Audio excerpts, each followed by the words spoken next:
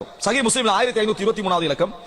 அதாவது உஸ்மான் ரலியல்லாஹு அன்ஹு அவர்கள் பள்ளிக்குள்ள நுழைறாங்க. மக்ரிப் தொழுத முடிஞ்சால ஃபகஅத வஹதஹு, தனியா உட்கார்ந்தாங்க. உஸ்மான் பள்ளியில தனியா உட்கார்ந்தாங்க. ஃபகஅத்து இலைஹி, அப்துல் ரஹ்மான் அவர்கள் சொல்றார், அப்துல் ரஹ்மான் இப்னு அபி அம்ரா, நான் உஸ்மான் போய் உட்கார்ந்தேன். அவர் தனியா உட்கார்ந்தார் பள்ளியில, நானும் போய் உட்கார்ந்தேன். ஃபகால இப்னு அஹி, அவர் சொல்றார், என் சகோதரருடைய மகனே, சமஅத்து ரசூலுல்லாஹி ஸல்லல்லாஹு அலைஹி வஸல்லம் யகூல், நபி அவர்கள் சொல்ல நான் கேட்டிருக்கிறேன், மன் ஸல்லல் இஷா ஃபீ ஜமாஅ, உஸ்மான் மக்ரிப் பள்ளியில இருக்கிறாங்க, எதுக்காக வேண்டி? இஷாவுக்காக வேண்டி. ரைட்டா? மன் ஸல்லல் இஷா ஃபீ ஜமாஅ, யார் இஷா தொழுகை ஜமாத்தாக தொழுகிறாரோ, ஃபகஅன்னமா காம நிஸ்ஃபல் லைல், இரவு தொழுகையில அரைவாசி அவர் தொழுகிறார். அப்படின்னா ஒரு அரைவாசி இரவு அவர் நின்று இறைவனை வணங்கி விட்டார். அவர் அரைவாசி இரவு இறைவனை நின்று வணங்கி விட்டார். வமன் ஸல்ல சுப்ஹ ஃபீ ஜமாஅ, யார் சுபஹ தொழுகை ஜமாத்தோடு தொழுது முடிக்கிறாரோ, ஃபகஅன்னமா ஸல்லல் லைல குல்ல, அவர் முழு இரவும் தொழுதற்கு சமம். என்ன இது? அரைவாசி, அது அரைவாசி.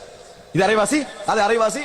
இரண்டை ஜமாத்தா ஒரு ஆள் தொழுதுட்டார்னா அவர் இரவு தொழுகை தொழுதற்கு சமன். இதற்கு மேலால நம்ம வித்திரும் தொழுதா எவ்வளவு நன்மை இருக்கும்.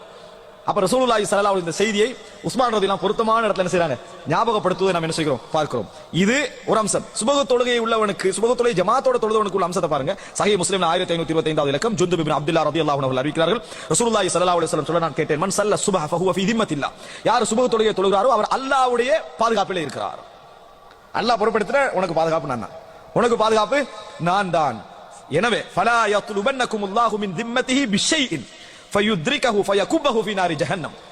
எனவே அல்லாஹ் ரப்புல் ஆலமீன் அவர்களுக்கு வழங்கிய பாதுகாப்பில் நீங்கள் கையடித்து உங்களுடைய விஷயத்தை அல்லாஹ் தொடர்ந்து வந்து உங்களை நரகத்திலே முகம் குப்புற வீழ்த்துகின்ற நிலைமைக்கு உங்களை நீங்கள் ஆளாக்கிக் கொள்ளாதீர்கள் அப்படின்னு நாங்கள் ரசூல் ஸல்லல்லாஹு அலைஹி வஸல்லம். அப்படின்னா என்ன?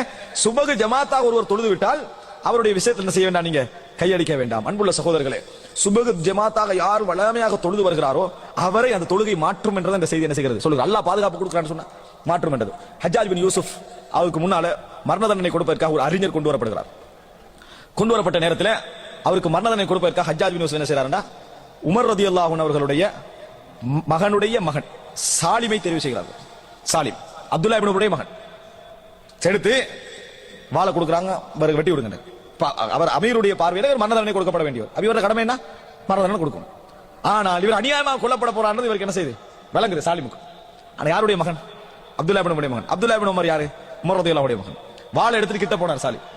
பேத்துட்டு கேட்டாரு, இன்றைக்கு நீங்க சுபஹ் தொழுகை ஜமாத்தா தொழுதுன்னு கேட்டாங்க. அவர் ஆமண்டார், வாளை தூக்கி வீசினார். அல்லாஹ் பாதுகாப்பு கொடுத்த ஒருவனுடைய பாதுகாப்பை நான் கையடிக்க விரும்பவில்லை. அல்லாஹ் என்னை நரகத்துல போடுவதற்கு நான் என்ன காரணமாக மாட்டேன். ஹஜ்ஜாஜ் பின் யூசுஃப்க்கு முன்னால் சாலிம் என்ன செய்தார் சொன்னார் என்ற வரலாற்றை நாம் என்ன செய்கிறோம் பார்க்கிறோம். அன்புள்ள சகோதரர்களே, அப்ப நினைத்து பாருங்கள், எப்படி ஒரு உணர்வை அந்த நபி தோழர்கள் இந்த சுபஹ் தொழுகை ஜமாத்தாக கொடுத்தவர்கள், நடந்தவர்கள், தொழுதவர்களுக்கு வைத்திருக்கிறார் என்பதை நாம் என்ன செய்கிறோம் இந்த செய்தி